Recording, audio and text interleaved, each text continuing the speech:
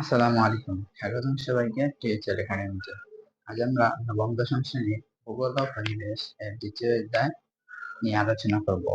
তো এই অধ্যায়ের যে যে বিষয়গুলো জানলে তোমাদের এমসিকিউ এবং সিকিউ খাবার হবে, আমরা সেই বিষয়গুলো নিয়ে আলোচনা করব এবং আমরা বইয়ের লাইন বাই লাইন আলোচনা করব। যে যে বিষয়গুলো গুরুত্বপূর্ণ তা নিয়ে আলোচনা করব। তো আমি মনে করি তোমরা এই ভিডিও দেখার পর তোমাদের এই টপিকগুলোর মধ্যে আর কোনো ঝামেলা থাকবে না। তো আমরা চলে যাই আমাদের স্ক্রিনে। তো এভাবে আমাদের আলোচনা প্রথম টপিক হলো সৌরজগৎ। তো সৌরজগৎ নিয়ে আলোচনা করার আগে আমি একটু কৃত্রিম উপগ্রহ নিয়ে আলোচনা করব। কৃত্রিম উপগ্রহ কি? কৃত্রিম উপগ্রহ হলো মানুষের তৈরি বিভিন্ন উপগ্রহ আছে যারা পৃথিবীর চারদিকে ঘুরছে। এদেরকে বলে কি? এদেরকে বলে কৃত্রিম উপগ্রহ। তো আমাদের যে বঙ্গবন্ধু স্যাটেলাইট 1 তোমরা হয়তো জানো, এগুলো হলো কৃত্রিম উপগ্রহ। আবহাওয়া পূর্বাভাস, তথ্য আদান প্রদান, গোয়েন্দা নজরদারি, খনিজ সম্পদ সন্ধান, পরিবেশ দূষণ নির্ণয় ইত্যাদি কাজে এসব কৃত্রিম উপগ্রহ ব্যবহার করা হয়। তো আমরা এখন চলে যাব আমাদের সৌরজগৎ। সূর্য এবং তার গ্রহ, উপগ্রহ, গ্রহপুঞ্জ, অসংখ্য ধূমকেতু, অগণিত উল্কা নিয়ে সৌরজগৎ গঠিত। তো সৌরজগৎ কি নিয়ে গঠিত? সূর্য এবং তার গ্রহ, উপগ্রহ, গ্রহপুঞ্জ, অসংখ্য ধূমকেতু ও অগণিত উল্কা নিয়ে সৌরজগৎ গঠিত। সূর্য সৌরজগতের কেন্দ্রে অবস্থিত। সূর্য সৌরজগতের কোথায় অবস্থিত? কেন্দ্রে কেন্দ্রে অবস্থিত। তো গ্রহগুলো মহাকর্ষ বলের প্রভাবে সূর্যের চারদিকে ঘুরছে।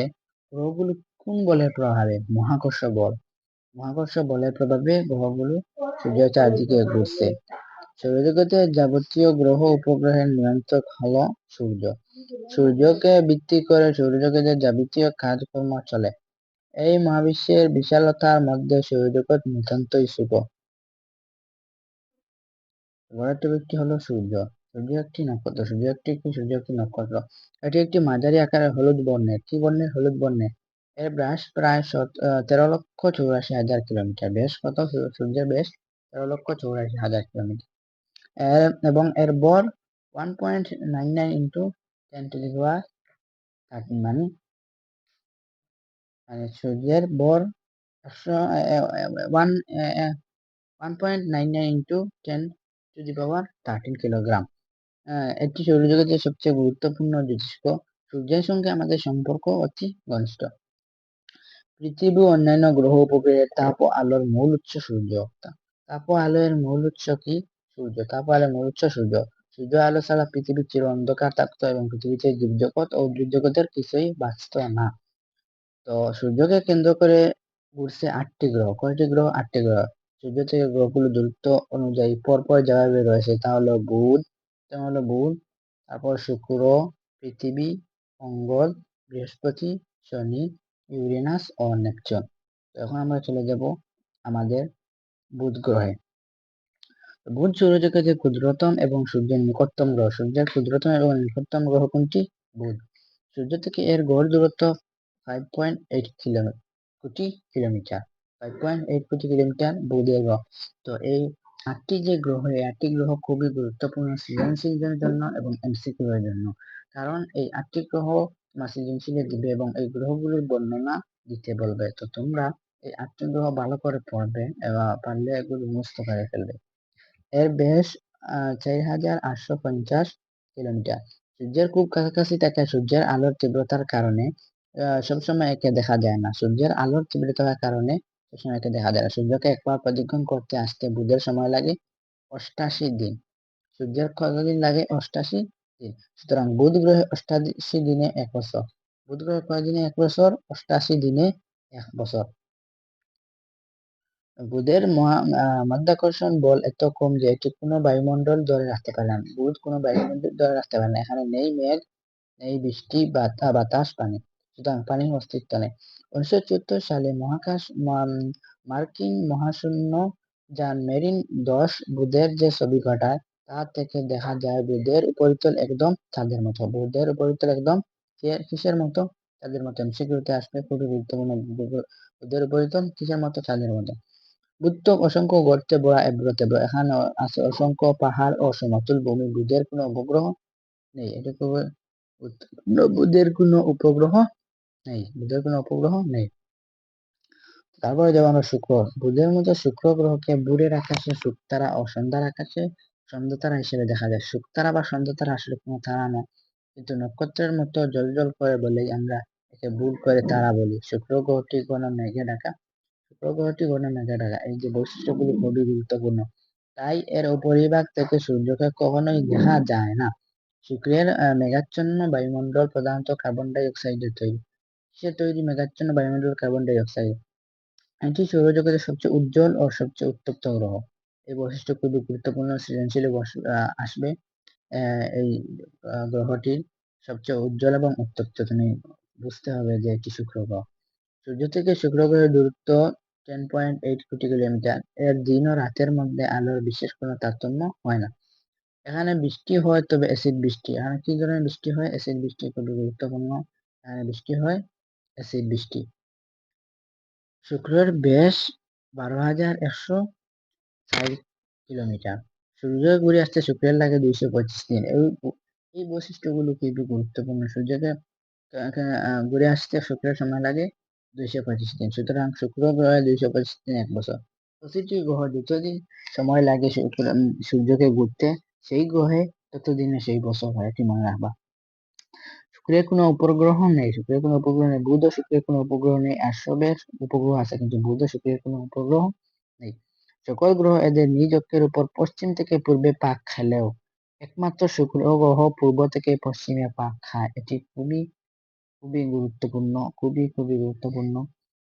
সকল গ্রহ সূর্যের পশ্চিম থেকে পূর্ব দিকে পাক খায়, অর্থাৎ পৃথিবী, মঙ্গল, বুধ, বৃহস্পতি, ইউরেনাস, নেপচুন সব পশ্চিম থেকে পূর্ব দিকে পাক খেলে, কিন্তু শুক্র গ্রহ পূর্ব থেকে পশ্চিমে পাক খায়। পূর্ব থেকে পশ্চিমে পাক খায়। এই বৈশিষ্ট্যটি শুক্রের খুবই গুরুত্বপূর্ণ। তো আমরা পরে চলে যাব আমাদের পৃথিবীতে। পৃথিবী আমাদের বাসভূমি। এটি সূর্যের তৃতীয় নিকটতম। সূর্যের তৃতীয় নিকটতম গ্রহ কি? পৃথিবী।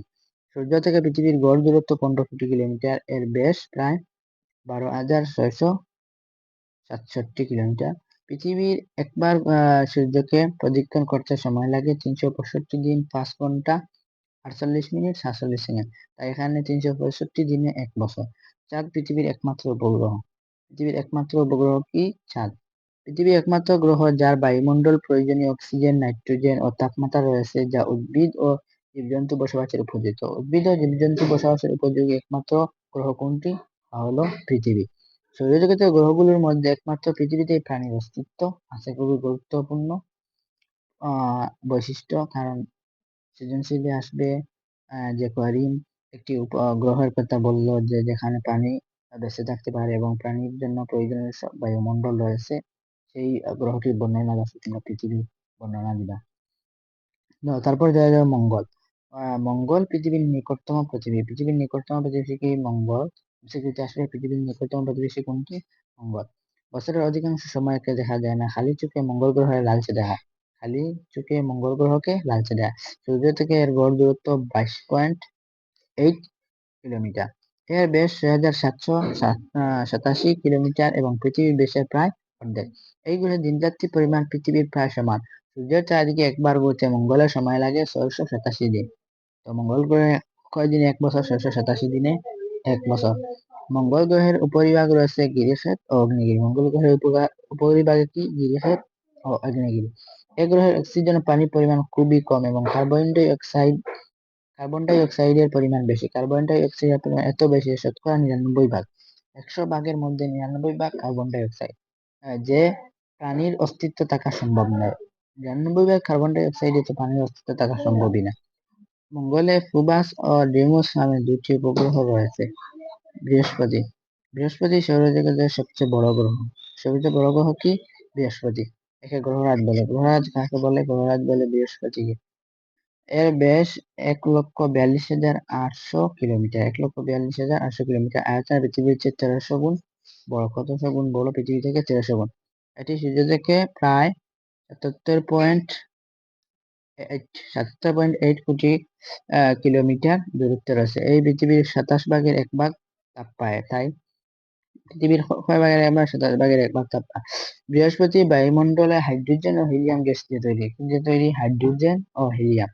বায়ুমণ্ডলের উপরিভাগ তাপমাত্রা খুবই কম এবং অভ্যন্তরের তাপমাত্রা অত্যন্ত বেশি, প্রায় 30,000 ডিগ্রি সেলসিয়াস।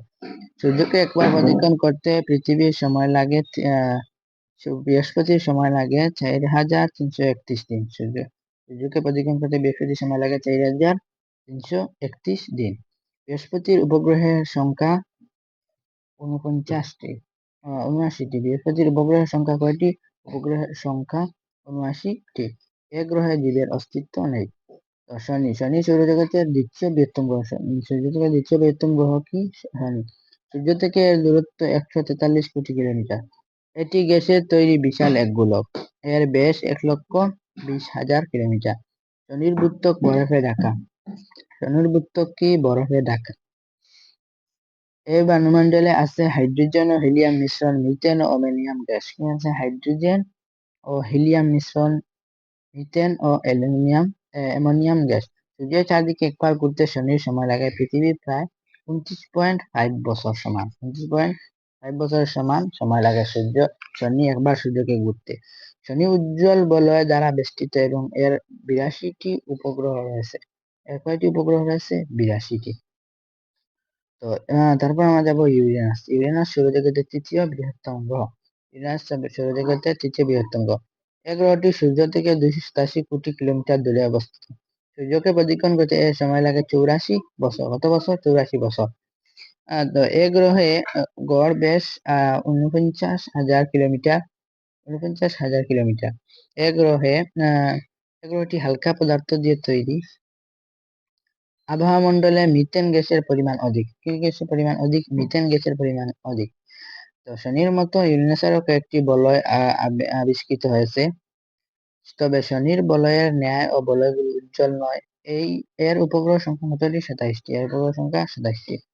এই পয়েন্টগুলো খুবই গুরুত্বপূর্ণ। তোমাকে বলবে যে এমন একটি উপগ্রহের কথা যার 27টি এবং যে একটি গ্রহের কথা যার 27টি উপগ্রহ রয়েছে, তুমি বুঝতে হবে এটি ইউরেনাস। তো নেপচুন সূর্য থেকে এর দূরত্ব প্রায় 450 কোটি কিলোমিটার। এটি খুবই ইম্পর্টেন্ট এমসিকিউর জন্য। 450 কোটি কিলোমিটার। নেপচুনের দূরত্ব 450 কোটি কিলোমিটার। এখানে সূর্যের আলো ও তাপ খুব কম। এর ব্যাস 48,400 কিলোমিটার। এ গ্রহ আয়তনে প্রায় 72টি পৃথিবীর সমান। 72টি পৃথিবীর সমান। কয়টি পৃথিবীর সমান? 72টি পৃথিবীর সমান। আয়তনে প্রায় 72টি পৃথিবীর সমান, 17টি পৃথিবীর বরের সমান এবং বর 17টি পৃথিবীর বরের সমান এবং আয়তনে 72টি পৃথিবীর সমান। এই বায়ুমণ্ডলের বেশিরভাগই মিথেন ও অ্যামোনিয়াম গ্যাস। এর উপগ্রহ সংখ্যা 14টি। উপগ্রহ সংখ্যা কয়টি? 14টি। সূর্যের চারদিকে একবার ঘুরতে নেপচুনের সময় লাগে 165 বছর। তো এই হচ্ছে আমাদের 8টি উপগ্রহ। তো পরের পর্বে আমরা পৃথিবীর আকার আকৃতি নিয়ে কথা বলবো। তো এই পর্বে এ পর্যন্তই।